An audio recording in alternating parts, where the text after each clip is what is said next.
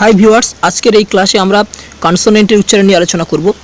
আমরা জানি কনসোনেন্ট 21টি, 26টি ইংরেজি লেটারের মধ্যে 21টি কনসোনেন্ট এবং 5টি ভাওয়েল। তো এই কনসোনেন্টের উচ্চারণ নিয়ে আজকে আমরা এই এপিসোডে আলোচনা করব।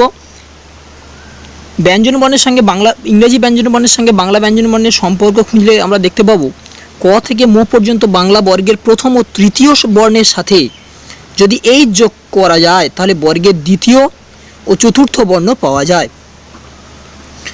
যেমন এবার আমরা বাংলা ব্যঞ্জনবর্ণ এবং বাংলা ব্যঞ্জনবর্ণ এবং ইংরেজি ব্যঞ্জনবর্ণের সম্পর্ক নিয়ে একটু আলোচনা করব উচ্চারণ নিয়ে। যেমন দেখো, নিচে দেখলে বুঝতে পারবে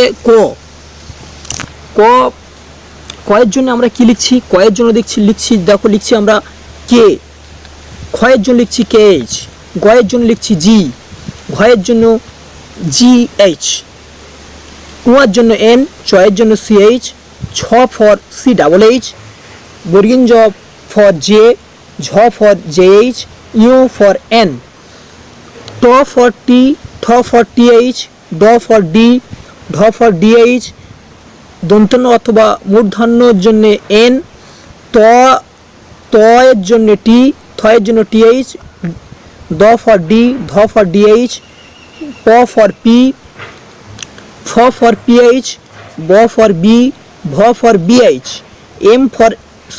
মো ফর এম, অন্তর্য ফর ওয়াই, র ফর আর, ল ফর এল, তালবেশ for S, oblique S H, অর্থাৎ তালবেশের জন্য আমরা এস ব্যবহার করি, কোথাও আবার এস এইচও ব্যবহার করি। পেটকাটা মূর্ধন্য স্বরের জন্য এস এইচ, দন্তের স্বরের জন্য এস, হয়ের জন্য এইচ, এবং দয় শূন্য রয়ের জন্য আর এইচ, ঢয় শূন্য রয়ের জন্য আর এইচ, খণ্ডিতর জন্য টি, অনুস্করের জন্য অর্থাৎ অনুস্কর এবং চন্দ্রবিন্দু ছাঁদের জন্য এন। এরপর আমরা কিছু যুক্তাক্ষরের উচ্চারণ নিয়ে আলোচনা করছি।